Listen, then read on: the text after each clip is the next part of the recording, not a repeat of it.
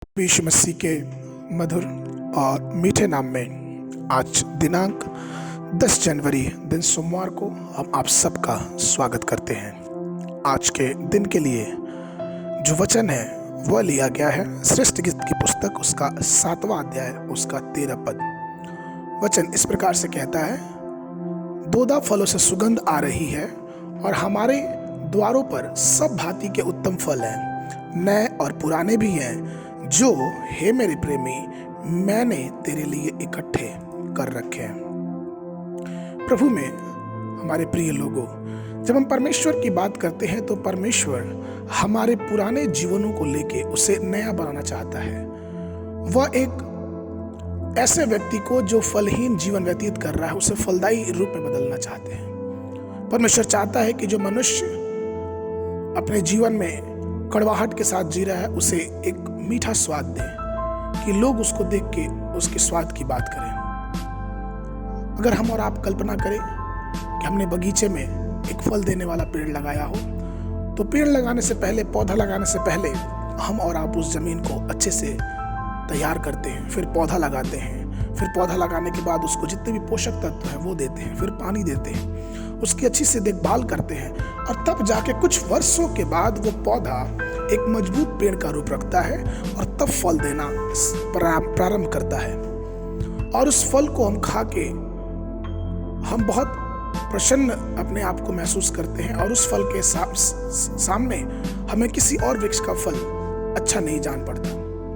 तो एक मनुष्य हो के जरा सोचे, तुलना करे उस खुशी की जो खुशी हमने महसूस की अपने लगाए वृक्ष के फल को खा के। इसी प्रकार हमारा परमेश्वर जिसने हमें रचा है, जिसने हमें बनाया है, और वो चाहता है कि हम भी उसके लिए फल ले आए, हम भी उसके लिए कुछ कार्य करें। और इसलिए तो भजन संगीता की पुस्तक उसका पहला अध्याय उसके 3 पद में वचन इस प्रकार से कहता है कि जो वृक्ष नालियों के किनारे लगाया गया है वो अपनी ऋतु में फलता है और जिसके पत्ते कहीं मुरझाते नहीं, इसलिए जो कुछ वो पुरुष करता है वह सफल होता है।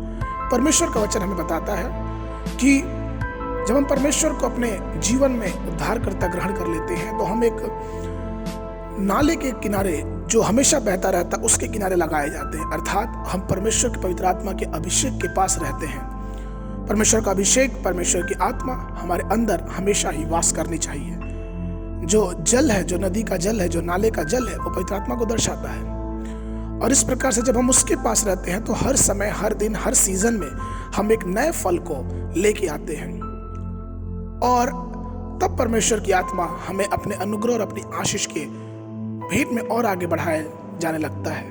हमने नियम एक और घटना को पाते हैं कि किस प्रकार से उस बाग में जब मालिक आता है घूमने और देखता है कि इस वृक्ष, अंजीर के वृक्ष में तो फल नहीं आया, तो वो माली से कहता है कि इसे काट दे, ये झूठ मूठ की जमीन घेर के रखा है। माली ने निवेदन किया कि नहीं मालिक, एक वर्ष इसे और रहने दें, इसे और समय दें, मैं इसकी अच्छे से देखभाल करूंगा, अगले वर्ष ये जरूर कुछ ना कुछ फल लेके आएगा।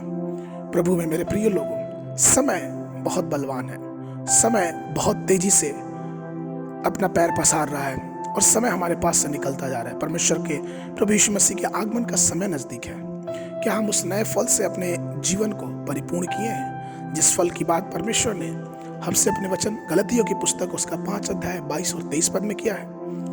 वचन कहता है, पर आत्मा का फल प्रेम, आनंद, मेल, धीरज और कृपा, भलाई, विश्वास, नम्रता और संयम है।